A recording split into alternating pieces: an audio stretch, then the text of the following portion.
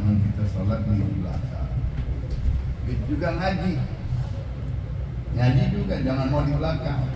Ngobrol, ada setan nggak ngehadirin, nggak khusyuk.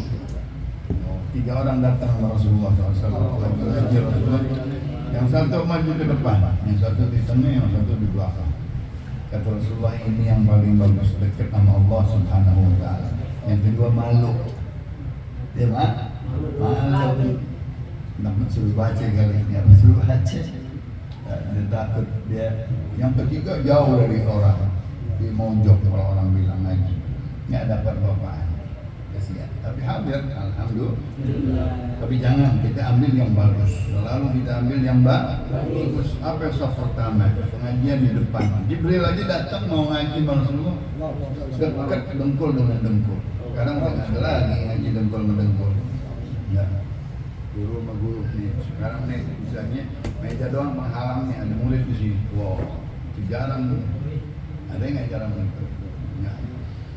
Yang kedua, disuruh meluruskan shaf, merapatkan shaf, meratakan shaf, menyambung shaf, menutup, maju untuk menutup shaf-shaf yang kosong. Pahalanya besar di sisi Allah Subhanahu wa Ta'ala. Apa kata Rasulullah? La tusawwunna sufufakum. Hadisnya dari Nu'man bin Bashir. Kalau kalian tidak luruskan shaf dan kalian berada di shaf pertama renggang, percuma. Orang yang di shaf pertama mesti rapi, terus di shafnya lurus, kakinya dengan telapak tumit yang di belakang rata, pundaknya dempet, ya, terus tangannya semua sama sedekapnya, jadi nggak ada yang mengambil bukan begini atau begini, akhirnya jadi orang nggak bisa. Kalau sedang begini aman. Aula yukhalifanna Allahu baina wujuhikum. Kalau kalian renggang dengan yang satu, jijik, aneh nggak mau dia, aneh nggak mau dempet sama dia. Kata Abdullah bin Mas'ud, kami dalam pertama-tama Islam nggak punya kaos, keringat ini kosong, nggak ada kaos ablok, kaos tangannya, nggak ada, cuman handuk doang di leher gitu. Begini, ini kosong. Tapi kami rapat dengan keringat sahabat satu dengan yang lain. Maka mereka menjalani sunnah Rasulullah SAW. Kita udah pakai baju, udah pakai kain, nggak mau dempet sama teman. Aneh gua orang jauh. Enggak, dempetin diri kita. Kaki dengan kaki, pundak dengan pundak. Ya, semuanya nggak boleh ada yang renggang. Itu perintah Rasul. Kalau tidak, nanti ada sesuatu di hati, dengki, iri, benci, jijik sama orang. Nggak boleh. Siapapun yang sebelah kita, orang sakit, kayak orang batuk, kayak orang tua, kayak orang sakit, kayak orang belum, kayak orang nggak apa-apa. Udah niat sholat, jangan dipikirin ada sesuatu. Bahkan kita nggak kenal siapa dia. Dengan kita khusyuk, kita sholat itu supaya apa? Supaya hati kita bersih. Jangan ada benci sama orang, dendam sama orang. Oh, contohnya dia masuk ke masjid, sebelah sini ada orang yang nggak didemen, betul? Kenapa? Ntar di situ dia dempet sama yang nggak didemen, karena yang sebelah nah, hatinya masih rusak, hatinya masih nggak benar, karena masih ada yang dibenci. Kan saudara, untuk apa kita berjamaah? Sholat berjamaah itu sholat untuk itu silaturahim, senang, kenal sama kenal, dekat sama dekat, dempet sama dempet, nanti bersama musafah. Ada yang juga, enggak gitu, bosan aja deh. Ada dia itu nggak boleh. Nabi menghilangkan itu supaya jangan ada sifat hati yang benci atau jijik atau gedap atau sebel atau apa penyakit-penyakitnya. Biarin dia bersama muslim dengan muslim, mukmin dengan mukmin, bertenderan, berapitan. Itu hadis pertama. Riwayatnya Imam Bukhari, Muslim dan Imam Abi Daud dan Tirmidzi.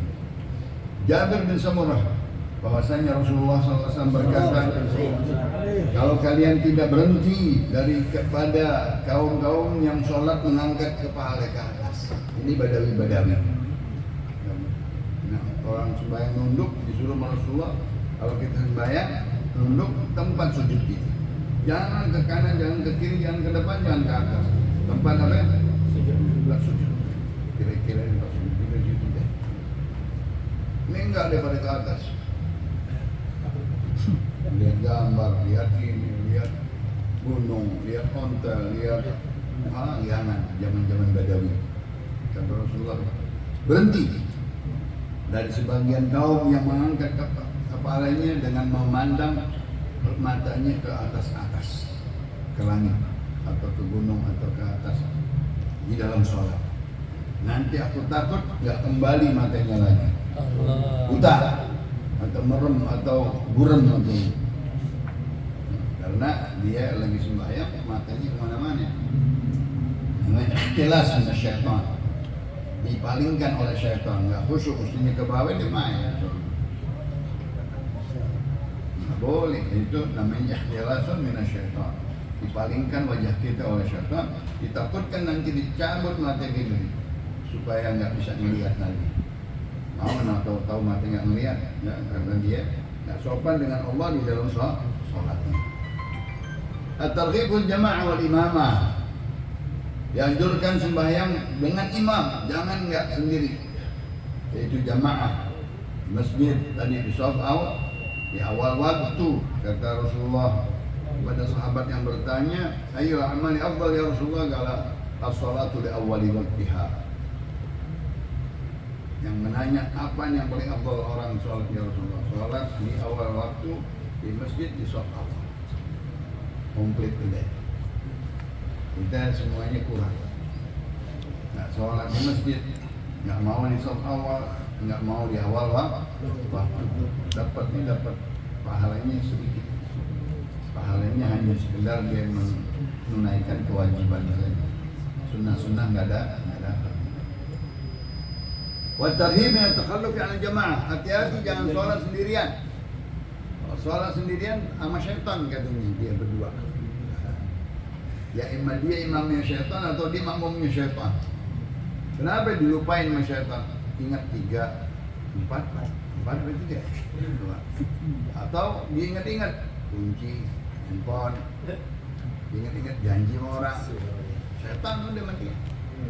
Diingatlah ada yang tinggalan, diingatlah apa aja, sendal ya, duit lah, apa aja diingetin tuh pas langsung kalau sendirian.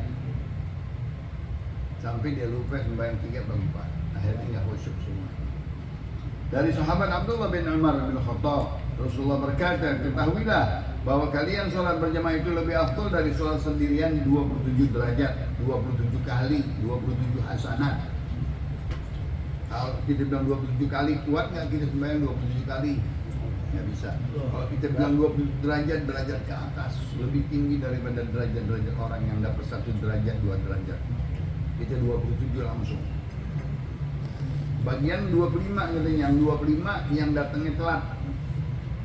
Yang 27 yang datang sebelum imam azan udah di masjid. Wah, itu 27. Kalau kita datang awal pas sama imam 25. 2 derajat kalah. Ya. Itu 2 riwayat daripada sholat berjamaah pahalanya besar sekali. Ya, bisa dihitung hasanat, bisa dihitung derajat, bisa dihitung daripada mengulang sholat sampai 27 kali. Nggak kuat kita sholat. Ayo sholat subuh 27 kali bisa nggak? Jadi siapa yang mau sholat 3 kali? Paling 2 kali mungkin. Nemenin saudara kita, nemenin anak kita, atau nemenin guru kita. Hadis yang ketiga dari Abu Hurairah radhiyallahu anhu, qala wallazi nafsi bainihi laqad hamamtu an amura bi hatabin fa yahtatab, thumma amura bis salat fa yu'adhdhana laha, thumma amura rajulan fa yu'ammu an-nasa, thumma ukhalifa ila rijal fa aharriga alaihim buyutahum, muttafaqun alaih. Dari sahabat Abdurrahman bin Sakhar kata Rasulullah, demi Allah, aku sudah pengen katanya memerintahkan orang-orang mencari kayu-kayu bakar supaya dibakar. Pada siapa? Rumah-rumah yang enggak sholat. Oh. Tapi nanti itu baru mau Nabi. Enggak mungkin Nabi ngerjain. Kalau kita ngancem, memberikan jerah yang berat. Kalau kalian enggak mau sholat dari rumah-rumah kalian, aku bakar rumah kalian. Kata ulama, Bukan langsung dibakar, kebakaran dah lahir itu rumah. Ya kebakaran dengan dosa. Akhirnya ada yang sembahyang, kebakaran dosa. Nggak ada yang sembahyang, nggak ada yang zikir, nggak ada yang baca Quran, itu rumah kebakar. Bukan arti kebakar api, bukan. Bakar doa, karena dosa itu katanya seperti api. Dosa itu seperti api, bukan api yang naga merah, bukan. Tetapi kebakar dan orang-orang yang di rumah tersebut. Lalu aku perintahkan orang menjadi imam. Waktu itu Rasulullah SAW menyuruh Mu'adz bin Jabal, dan aku pergi dengan anak-anak yang mengumpulkan kayu-kayu mencari rumah-rumah yang nggak keluar dari rumahnya untuk sholat berjamaah, aku bakar rumahnya. Sampai begitu Rasulullah SAW. Dia nggak mau sholat, dia mau cari rumah-rumah yang nggak sholat. Jadi diganti nama Mu'adz bin Jabal mimpin sholat. Rasulullah jalan sama anak muda yang mencari kayu, bambu, mau dibakarin rumah-rumah orang yang nggak hadir sholat. Sampai begitu perhatiannya Rasulullah dengan sholat. Hadisnya Sahih Bukhari Muslim. Wa Nabi Hurairah Abdurrahman bin Sakhar radhiyallahu anhu qala Rasulullah sallallahu alaihi wasallam al-imamu dhaminun wal mu'adzinu mu'tamanun Allahumma arsyid al-a'immah waghfir lil mu'adzinin. Hadisnya juga dari Imam Abi Daud dan Tirmidzi. Apa kata Nabi? Al-imam dhamin. Imam itu menjamin salat makmum. Dia penjamin dia. Kenapa? Makmum ada yang lupa, makmum ada yang nggak khusyuk tadi, makmum ada yang saleh, makmum ada yang tinggalan, makmum ada yang duluan. Kan saleh tuh. Siapa yang bayarin? Siapa yang nanggungin? Imam. Makanya jangan sembarangan jadi imam gitu. Kita nanggung kesalahan makmum. Makmum saleh kita yang dipikul sama imam. Kalau imamnya pintar, kalau imamnya pas, kalau imamnya cocok, kalau imamnya khusyuk, ya. Imam dhamin ala makmumnya, ya. Dia dhamin kesehatan sholatnya makmum, dia yang jamin. Ya, tergantung sholatnya imam, tergantung khusyuknya imam. Dalam hadis sampai kitab yang sebelumnya yang kita baca, kata Rasulullah SAW, Allah melihat sholat berjamaah itu, lihat imamnya aja cukup. Kalau imamnya cakep diterima sholat udah. Makmum nggak usah deh. Makmum yang ada yang telat, makmum ada yang gerebekan, ada yang masih bangun duduk, ya, ada yang lupa, ada yang ngelamun, ada yang gerak-gerak, diterima. Yang penting imamnya bagus, imamnya memenuhi syarat, ahli qiraat, ahli fikih. Dia ngerjain salatnya dengan baik, dengan sunnah-sunnahnya, abadnya, hayatnya dan yang lain-lain. Wah, udah terima salat. Kalau enggak katanya dia lihat dari soft awal. Soft awal ini bagus nggak loh? Yang tadi kita bilang soft awal itu tempat penilaian yang bagus.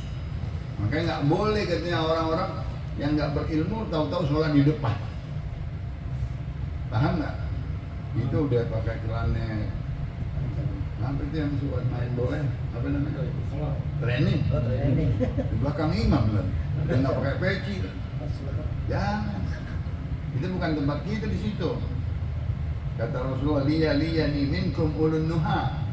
Hendaknya di belakangku orang yang berilmu. Di belakang imam nih 1, 2, 3 nih jangan sembarangan nih orang di sini, kecuali orang yang berilmu, ahli sholat yang ngerti. Kayak ente tahu-tahu di sini udah pakai sempak lagi, pakai apa namanya itu training yang sempaknya kelihatan, pantatnya nungging kelihatan, pecinya nggak pakai peci, jangan. Ente di pojok sono. Benar tadi kita disuruh sholat awal, tapi yang rapi dong pakaiannya, bukan pakaian tidur, bukan pakaian main. Anda sama Allah Subhanahu wa ta'ala. Rasulullah itu suruh orang yang pintar di belakang ini. Jangan ada orang yang bodoh. Kenapa? Entar imam saleh ditegur bisa nggak? Nggak bisa negor dia. Ya, imam saleh bisa nggak ditegur? Enggak. Dia imamnya gantiin imam bisa nggak? Bisa lagi. Oh jangan di situ. Maka kata Nabi, ya, orang yang imam itu menjamin sholat makmum, kesalahannya, kekurangannya. Dia titik beratnya di situ sama imam. Jadi imam yang tadi faqih, imam yang muqarri, imam yang fasih, yang mengerti surut, arkan, sunnah, mubtilatus shalah dan lain-lain. Wal muadzin mu'tamanun. Adapun tukang azan, dia hanya beramanat tentang waktu masuk dan waktu keluar. Nah, muadzin itu mempunyai amanat waktu tepat. Jangan udah 5 menit baru azan. Orang udah tadi nungguin mau buka, itu baru azan sekarang. Biar pas muadzin. Kalau kita jadi muadzin biar radio Syafi'iyah misalnya atau handphone sekarang pas, jangan yang saleh. Kenapa? Kalau ente saleh, orang buka puasa ntar batal puasanya karena dia azan dulu. Jangan juga kelewatan, orang-orang udah menungguin, ya orang kok nggak ada yang azan di masjid, udah makan duluan baru azan. Iya, orang yang nungguin di luar udah sampai saleh, nggak boleh begitu. Dia harus tepat waktu, menepati amanat dia diberikan untuk waktu sholat, waktu sahur, tuh, waktu subuh, azan awal atau azan kedua, dia mesti tahu. Jangan giliran sholat giliran azan ganti-gantian, nggak ada yang tahu. Siapa yang tahu? Mesti satu orang. Allahumma arsyidil a'immah, didoain sama Rasulullah SAW. Ya Allah, berilah hidayat kepada orang yang menjadi imam. Jadi imam didoain supaya dia menambah ilmu lagi, menambah dalam lagi ilmu qiraatnya, menambah lagi ilmu fikih salatnya, menambah lagi ilmu daripada tajwid dan makharij hurufnya. Nanti dia jadi bagus, jadi rapi, tangannya bagus, taruhnya cakep, geraknya cakep, namanya mura'at nizamus shalah, dia memelihara gerak-gerakan sholat yang bagus. Jadi imam nyontoin yang di belakang, jangan imamnya asal-asalan, buru-buru lagi, ngebut, wah nggak boleh. Curi dia di dalam hadis Rasulullah. Kalau mau tahu orang yang mencuri sholat, katanya yang terburu-buru, mesti tiga dibaca satu, baca bangun, wah berdiri, nggak bisa begitu. Ntar penumpangnya ketakutan, bawa mikrolet nyimpang, orang yang di dalam ibu pada teriakan, sama begitu. Waghfir lil muadzinin. Nah, didoain tadi orang yang menjadi imam mendapatkan ilmu lagi, mendapatkan hidayat, mendapatkan taufik menjadi imam yang bagus. Belajar jadi imam, nanti mungkin cakap, pelajarin ilmu sholat. Muadzin didoain, ya Allah ampunin orang-orang yang tukang azan. Masya Allah. Kalau kita tukang azan, diampunin dosa kita karena kita memanggil orang datang. Kalau di Mekah tuh kalau lagi azan yang misalnya azan asar atau maghrib, orang berduyun-duyun ke air. Kenapa? Azannya enak, suaranya bagus sampai ke jauh-jauh, orang pada datang jutaan kalau gitu. 2,5 juta kalau lagi bulan puasa. Yang di dalam, yang di luar, dengan azan masuk, itu pahalanya orang azan. Sebanyak orang yang datang, dia mendapatkan pahala hasanah. Datang 2 juta, datang 1 juta, datang 1 juta hasanah. Dia diampunin dosa-dosanya. Rabbi Fadinal husna wa'idna fi tariqatihim wa mu'afatin minal fitan. Mari kita baca Sayyidul Istighfar. Allahumma anta rabbi la ilaha illa anta khalaqtani wa ana 'abduka wa ana 'ala 'ahdika wa 'ahdika mastata'tu a'udzu bika min syarri ma sana'tu.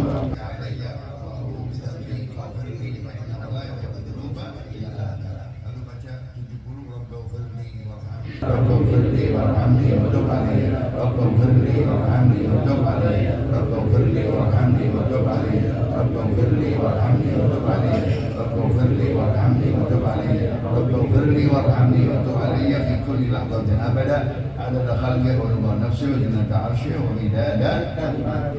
Itu dengan doa istighfar Rajab ada di dalam buku tujuh. Ada yang mencari bukan? Coba lihat coba. Bangun, kalau nggak ada nanti masing-masing Majmu' Syarif ada nggak?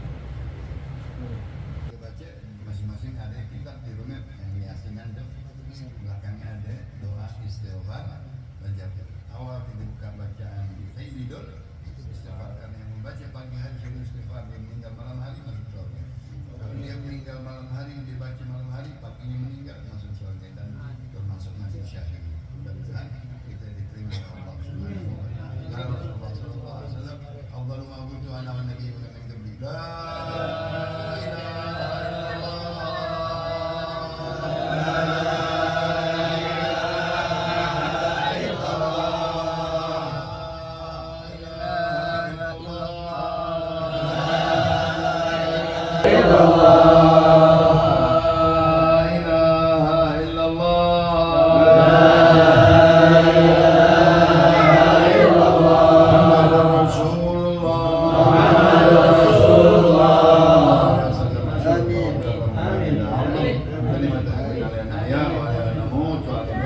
إن شاء الله